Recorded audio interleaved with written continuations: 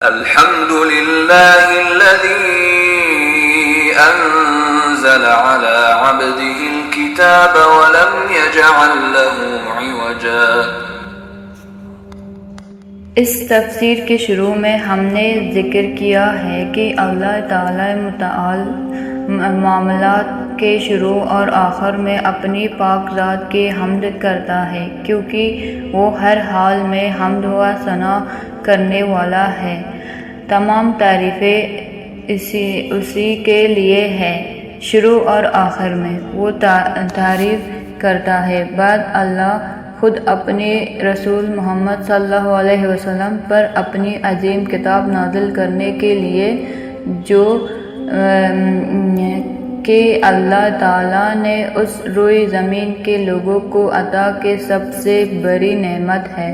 قرآن کے ذریعے وہ ان کو اندھیروں سے نکال کر روشنیوں میں لاتا ہے۔ اس نے اسے ایک ایسی کتاب بنایا ہے جو سیدھے ہے، اس میں نہ تحریف ہے اور نہ ہی ابہام۔ یہ واضح طور پر سیدھے راستے کی طرف رہنمائی کرتا ہے، صاف اور ظاہر کافروں کو تنبیہ اور مومنوں کو خوشخبری دیتا ہے۔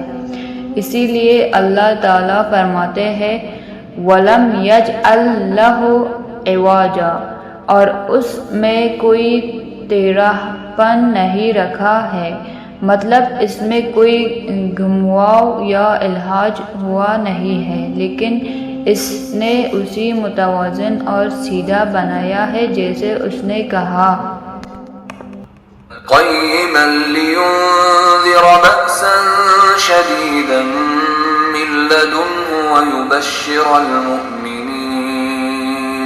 ويبشر المؤمنين الذين يعملون الصالحات أن لهم أجرا حسنا۔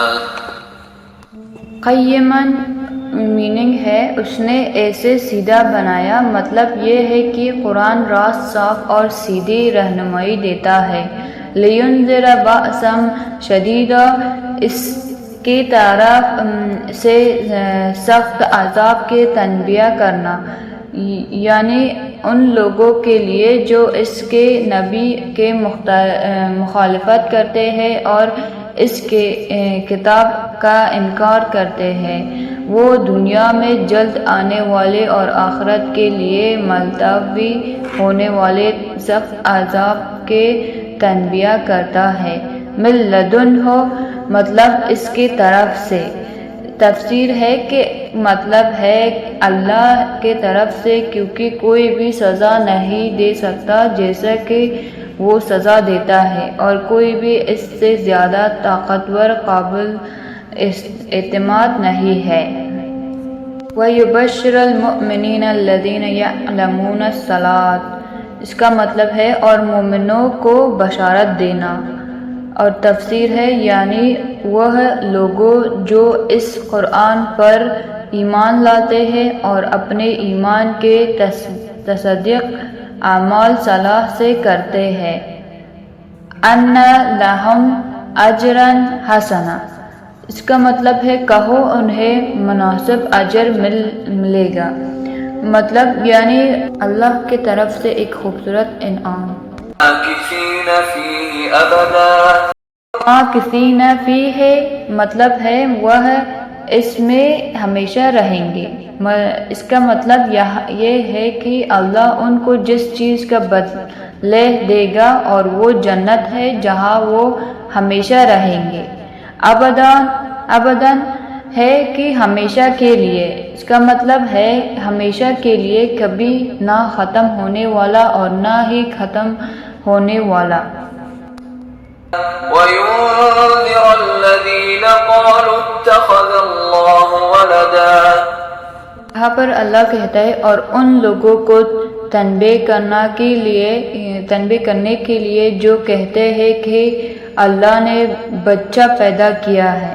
اس کا مطلب ہے، تفسیر ابن اسحاق نے کہا، یہ کافر عرب ہے جنہوں نے کہا کہ ہم ان فرشتوں کی عبادت کرتے ہیں جو اللہ کے بیٹیاں ہیں۔ ما لهم به من علم ولا لآبائهم